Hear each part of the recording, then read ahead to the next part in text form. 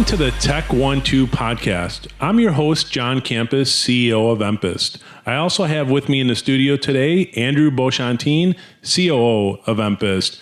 We're really excited about the topic today, how to find the right MSP. So Andrew, let's get started. Sounds great, John. What exactly is an MSP? Well, an MSP stands for a managed service provider. That can mean a lot of things to a lot of different companies. For most of the companies that we support, because we are an MSP provider, is essentially outsourced IT solutions. Those can be as simple as your servers or your network, could be your strategy. In many cases, a lot of small and medium-sized businesses are looking for an MSP provider that is able to outsource all of their technology needs and provide strategy. So on the MSP front, that's unlike a break fix or just IT provider, correct?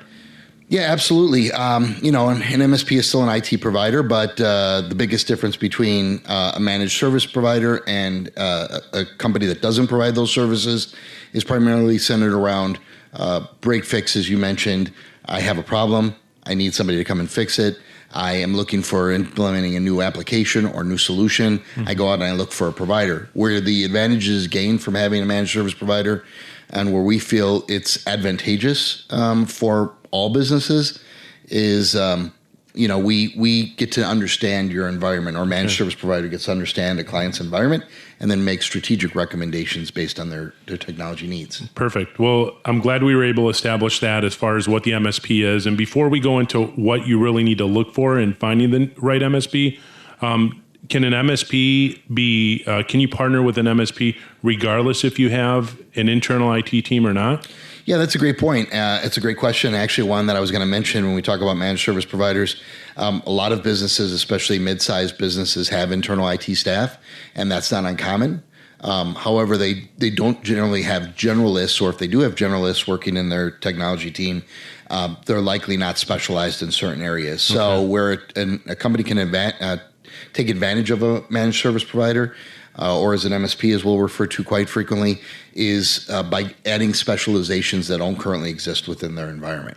Okay. So big or small, internal IT or not, an MSP is something that an organization can benefit from. So absolutely.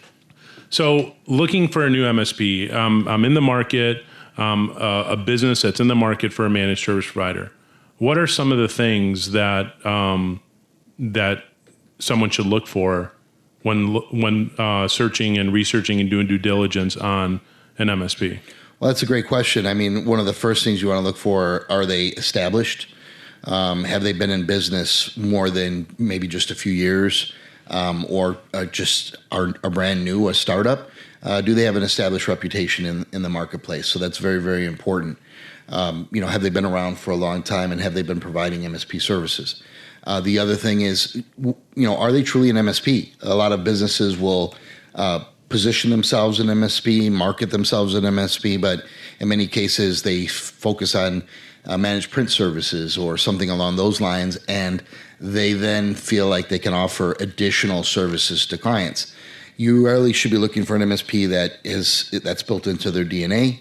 That's what they're focused on. They built an entire technology stack around great tools that support that client.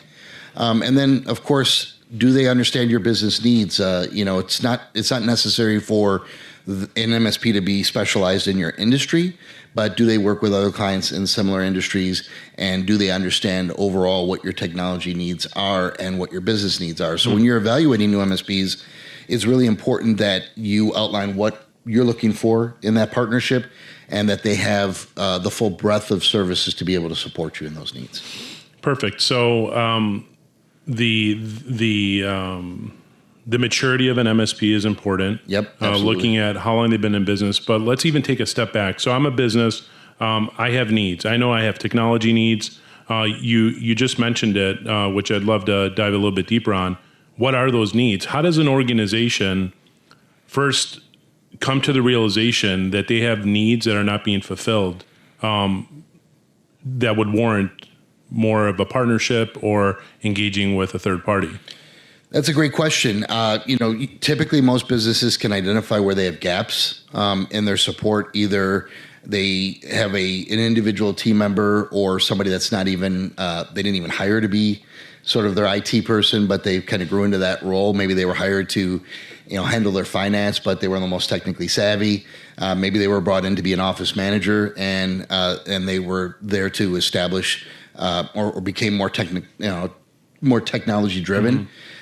Or maybe they did hire somebody internally to handle IT support, but their user base has grown, and their need to support their systems and their infrastructure has changed significantly, right? So maybe they had a real need that particular person is great with user support, but not great with supporting their technology. Furthermore, needs around compliance and security have evolved dramatically. So most businesses, even if they wanted to, can't hire, for example, a chief security officer or somebody that's going to focus on IT compliance and governance. Sure. And that's become a real challenge for them. So looking for a right MSP that can provide both baseline support for their users, but also support for their infrastructure, as well as security services, is something that would be really important for a business today. Perfect. I'd like to expand a little bit on that as well. It's I think the light bulb moment for businesses, if sales are down, they have rising costs, and they don't have operational efficiencies, that should be an indicator that they need to introduce some sort of change. Because if they've been doing something and they've been operating under what they consider the status quo, and they're looking at their sales are down, it's costing more to operate the business, they're rising costs, it's probably a good time to engage with a partner to see how they can improve those things. Can I ask you a question? Absolutely. Matt? Yeah. So, I know in our business, we're in a growth phase. And really identifying, most businesses need to identify, are they in a growth phase? Are they in a stabilization phase? Are they more concerned about the economic constraints that may exist today, or the economic pressures? But where are they at? And for many of the clients that we support, at least, they do want to grow their businesses. So how much do you feel that finding the right MSP can help a business that's, let's say, looking to grow? I mean, I believe it's at the cornerstone. I mean, technology should fuel businesses with the technology they need to succeed, which in fact is our mission as a company. Right. But, by utilizing technology, you can help increase sales, you can improve productivity, you can truly utilize technology to be at that cornerstone and enable your business to grow. So I think it's extremely important. It's at top of the list. It shouldn't be looked at as an expense. It needs to be looked at as an investment to the future growth of the business. So it's extremely important in my opinion. And I mean, we've seen it with clients that we support today. We've been able to transform businesses to where they're at today. When you can look back at when they first started with EMPIST to where they are today, you can clearly see where the gap was and a significant improvement in the way they operate. Just to touch on that, because you brought up some great points there, but we talk a lot about helping businesses transform their business, right? So providing transformational solutions. What does that mean to a business that's considering evaluating new MSP? How can the right MSP help transform their business? Well, they can help in many different ways, depending on what the needs of the business are, what maturity the business currently has, the operational maturity of a business, to see where the gaps. I mean, an MSP, when you're looking to partner with an MSP should be able to help you identify the current state of where you're at and have discussions with you as far as where you want to be. Mm-hmm. And why that's extremely important of where your vision is as a company, where you want to be in the future, because then you can operate in the gap. And operating in the gap, you'll see transformational solutions that are being introduced by the correct MSP. Right. Now, MSPs are not created equal and businesses are not created equal. You mentioned a couple things about technology stack and why it's important to work with an MSP that has that's mature, that's been around, that has a proven track record. Why? Because you don't want to work with a company that hasn't done it before. The partner that you work with, they should be able to show you that they've done it before, so you're not the first person that they're doing it with. And with that being said, the technology stack, we're seeing today in today's market, we're seeing a lot of small MSPs. Right. And I have no issue with any small MSP. I mean, it's great, but what we find within the market and is tainting the market a little bit has been an MSP or a break fix person, a sole proprietor will go into a trade show with a credit card, walk out with a set of tools, and now market themselves as an MSP. Right. And businesses don't have the knowledge. The consumer isn't knowledgeable enough to understand the difference between one MSP and another. But an easy indicator is show me what you've done. Mm-hmm. Show me what you've done. And if you can show me something that you've done that's very similar to where I want to be, then that customer and business should want to work with them. Sounds great. There are several things that you mentioned that just trigger more questions than just even our own conversations in the past. You mentioned it is very easy. So the barrier to entry to being an MSP is not great, right? Because there's best in class tools out there that they can use to support client environments. What is the mature MSP versus somebody who's just purchased these stacks? What is the glaring and major difference, and why you would want to explore that as far as the technology stack goes? Well, I would really, in a mature MSP, there should be a lot of defined process. Right. I think the superpower of a managed service provider should be their process and the client experience that they can deliver. So what process does the MSP have around the tools and technologies that they're utilizing to support you are important things to ask them, because it isn't just about the technology stack. Mm-hmm. We're not going over to the neighborhood electronics store and buying a product and now installing and saying, now we're ready. As you can imagine, I mean, the knowledge, the intellectual property that a business is going to have when they build an entire practice around a set of tools and platforms to better support their customers is going to be much different than someone picking something up off the shelf and now trying to operate your business. Absolutely. And what do you say to a client that says, we're a smaller business, even if they're by most standards maybe mid-size, but they feel that they're a smaller business, growing business. Hey, we only have 50 employees, or we only have 40 employees, or what about the business only has 25 employees? Maybe I don't need an MSP that's highly established or that's much bigger. Maybe they're too big for me. Maybe I'm going to gain more by more attention from a smaller MSP. Why do you think that might be short-sighted? Well, I think it's what value does the MSP bring to the table? Whether you're a large MSP or small MSP, I mean, there's a lot of small MSPs that provide a great service. Right. So I don't want to say anything poorly about or bad about an MSP that is giving the attention and supporting the client bases that they are, because there's a big mix of MSPs and the community is quite large as well. I think when you're looking at a business and the business says, well, we're too small, my first question would be why? Why are you small? Why are you, is that by choice? Is that because you don't have the tools, you don't have the technologies, you don't have the expertise to grow larger? What's limiting them? So again, it's really taking a shift, changing the approach. It's not trying to be reactive to have an expense on their profit, on their P&L of technology. It shouldn't be looked at as an expense.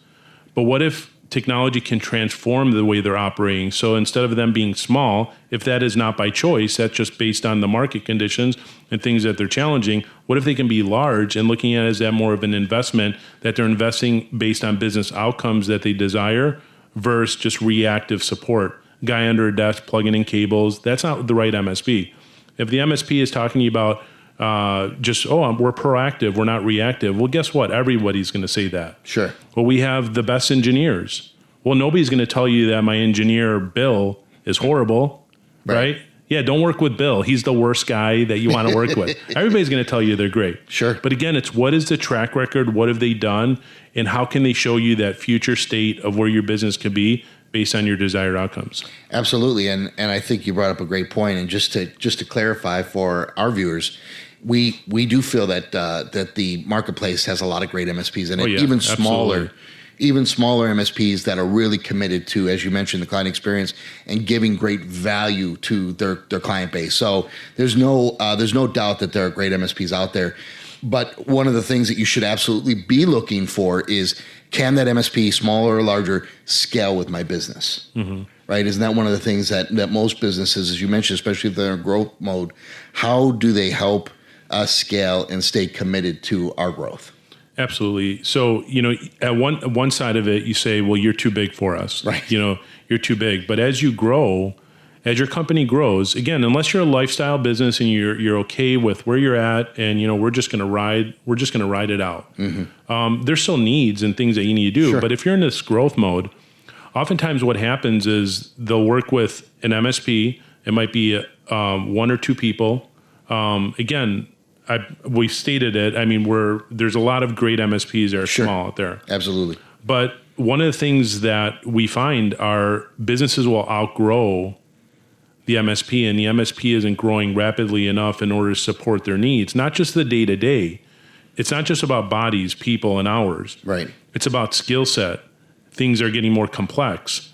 Companies want to transform their businesses. So if I'm a smaller MSP or an MSP that hasn't invested and continues to invest, which is an important thing to look at when you're looking for an MSP, the investment that the MSP is making, that they're putting back into the business so they can continue growing the skill set, the people, the training, the operational efficiencies, the processes. If they can't answer that question for you, you're likely going to outgrow them, and they're going to stunt your growth as you're growing your business, and you'll be forced to look for another managed service provider just based on them not fulfilling your needs. Absolutely. I mean, a great question to ask is what is your, ask an MSP is, what is your practice approach on continuous improvement? Yeah. How are you investing in your business to continually improve, and how does that look to a client? Yeah, and show me, don't tell me. Right. Show them. When the MSP, when you're interviewing potential partnerships, talk to them. Show me that you've done this before. Show me what your process looks like. Show me what the onboarding looks like. You don't want to be, for lack of a better way of saying, a guinea pig in their learning process.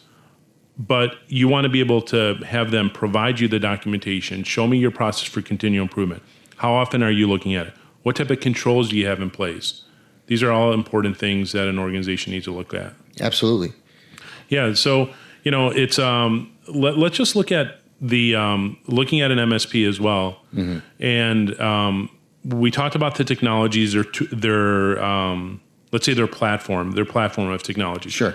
But what about, how important is it to understand what technologies they're supporting as well? Like very specifically, is the managed service provider embracing cloud technologies? So third-party platforms, what's their familiarity on supporting third-party platforms? Maybe it's their CRMs. Understanding and aligning the MSP with the technology stack that the business has, but also with technology stacks that can help solve the problems that they're facing. How important is it to evaluate, the technology, the partnerships that the MSP has, the accreditations, are they gold partners with specific platforms? How important is that? Well, that's extremely important. And I mean, I think we've said it several times, but it truly is a partnership, right? So when you're evaluating a new MSP, you want to be evaluating it from the vantage point of, will this be the right partner for me today?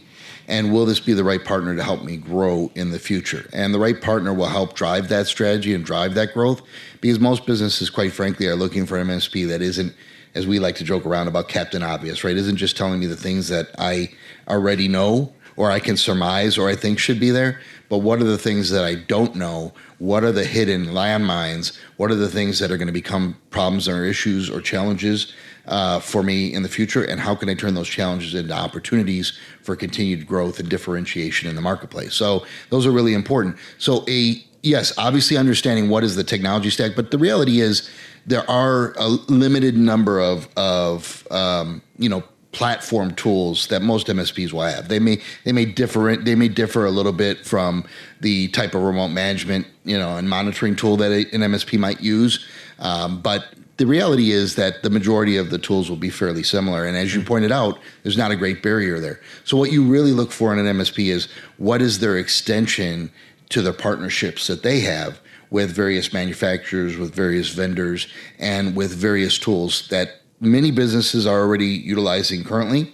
For example, most businesses are using Office 365 or Microsoft 365.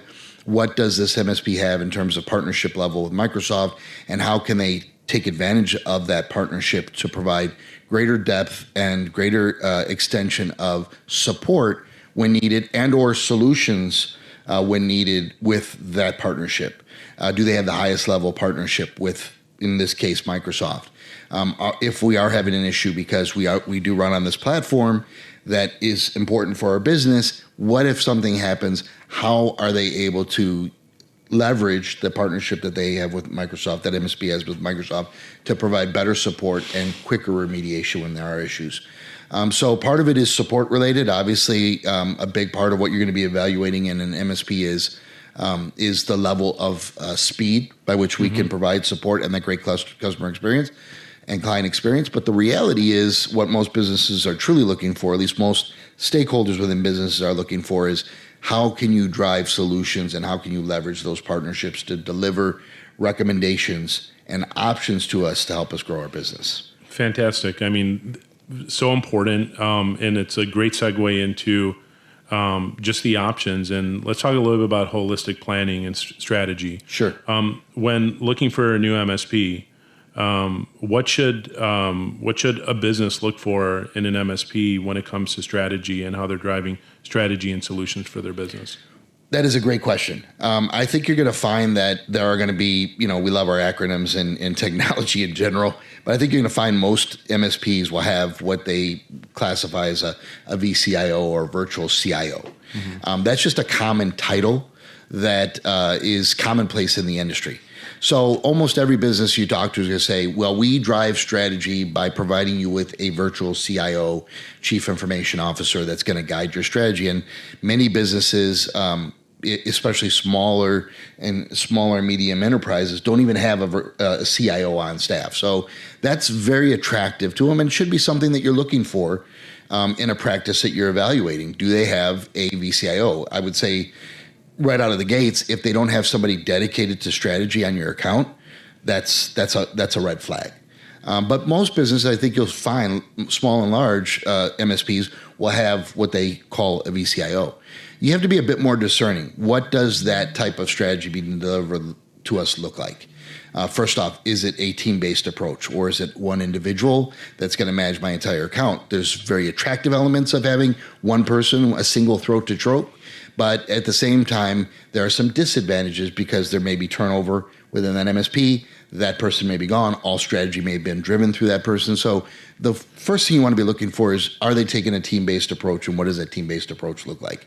Do I have somebody managing my account on a day in and day out basis and managing some of our operational initiatives? Things like we need new switches, we need new servers, we need to evaluate potential migration to cloud. Those are things that we would consider more transactional. And then by extension, do I have somebody that's guiding our overarching strategy and providing transformational recommendations and solutions? And then do I have somebody that is there on a day in and day out basis just being an advocate for our organization and our needs? And you should have a team-based approach. You should be looking for an MSP that has that type of team-based approach, because now your reliance on a single individual to drive all strategy, manage all types of customer needs and concerns, as well as I need to order a new laptop for a new hire, or I need to, we've identified that we need a battery replacement for UPS, or I need a new switch. Can somebody drive that on a regular basis without having to necessarily make that the focal point on our strategy? Yeah, I mean, having this team-based approach, I mean, we've seen it, and I know our customers have really benefited from that. So just better understanding how the MSP is driving strategy for their business is very important. It's a very important aspect. And, just for, I really want to dive into a few other things for the audience to make sure that, we're giving them all that information in order to find the right MSP. Can I add something real quick though to that? Because even some of the largest MSPs, and we've had a great opportunity to meet and work beside and get an understanding of how different businesses approach it. Even some of the largest MSPs that are out there still have a VCIO that's driving strategy, but that VCIO may be doing everything for them: account management, strategy, customer advocacy. And again, that might seem good on the onset. The challenge that it presents is the version of attention. So really, you want to be evaluating that when you're looking at MSP. Do I have multiple individuals supporting my account? Perfect. Yeah, I mean, and it's important because it's a partnership. In a partnership, we see that as it requiring two equal parties committing to that partnership. And we're dealing with people. We talked a lot about the technology, but an important piece of this is the people. Sure. And because we have people working on these technologies, not that technology is not prone to this, but there could be failure as well. Yeah. So accountability. I really want to dive into accountability. When you're evaluating an MSP, understanding what the accountability is that they have for the partnership within the organization and how they take corrective action is something that's very important. I mean, based on experiences, when we look at this, it's what's the continual improvement? We talked about continual improvement. But when there is a failure, which there will be. Yeah, what's the process? What are the controls that are in place to show the maturity level of that organization? Will they take ownership? Will they respond accordingly? Will they take corrective action? Will they implement safeguards to mitigate that from occurring in the future? Because, as it with any type of relationship, there's going to be goods and bads of the relationship. It's not always going to be good with any type of relationship, whether it's personal or business. Yep. But accountability is something that when you look at it, if you're, in evaluating MSPs and you can sense that they're not very accountable. Again, they don't have a process in place. You're asking them questions and they're not able to respond to you with documentation. This is exactly how we do that. If it's on a whim, if it's just, if they're telling you that, chances are they don't have the things in place. Yep. And they're going to be working and putting those things together when they're reactive to situations happening. Absolutely. Yeah. Just to extend that, Yeah. I mean, you a few quick questions you can ask an MSP to evaluate whether or not, to differentiate is, do you have an incident management process in place? Incidents can be anything from we didn't follow process internally to what we would classify as incidents. There's some type of an interruption to a service and or services and to the team, and users or departments within your organization. So what is your incident management approach? Does it follow basic, what we would classify as ITIL standards or infrastructure technology, infrastructure library standards that are built across the industry from an IT service delivery management standpoint? Do you have a change management process in place? There are going to need to be changes in our environment. The changes could be as small as we're implementing or deploying a new switch. There need to be new configuration. And how is the documentation managed, right? So do you have a documentation management system? Every MSP will tell you that they do. But what does that look like? And how does that follow best practice? And then ultimately, when there are identified missteps in your environment, either process wasn't followed, what is your incident response process to address those? Yeah. Those are simple questions. Just do you have an incident management process? Can you supply that? Do you have a change management process? How do you document? And what do you do when you have mistakes within your processes? All those things are extremely important, and it looks like we're running out of time here. I mean, did it already fly by? Yeah, because I feel like we go on 10 different. We can go on this all day. I mean, a couple other things that a business should look for. Just understand the maturity of the business. Those things that you just mentioned are extremely important. Compliance is important. Supply chain risk is important. SOC certifications are important. Yep, absolutely. That's a big one. Cybersecurity. Understand what their framework is, what controls they have in place in order to mitigate any type of risk your organization may face as well, and just how they'll handle overall technology and technology improvement. Andrew, do you have any closing remarks here? I mean, I just want to say that, we've been an MSP. It's been built in our DNA at EMPIST for 23 years. And really, we identified early on in our life of our business that aligning with customer needs was really critical. So when you're evaluating MSPs out there, are they going to continue to make improvements? Are they going to align with you? And just one last question for you, John, though, because you brought it up. The SOC 2 Type 2, that's a certification we got this last year. Why is that so important to a business as far as a MSP that has that type of security compliance in place as an extension for their business?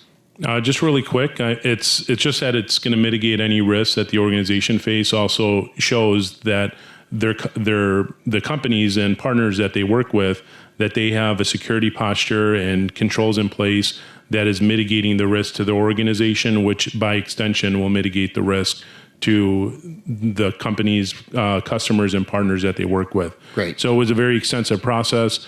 But that wraps it up for today. I mean, we'll probably have we gotta have a part two. We might have a part two, part three, and but it was great having you in the studio today. If you have any questions on finding the right MSP, don't hesitate to reach out to us. So we hope that all the information today will help you find the right partner to help grow your business. Thank you. Thank you.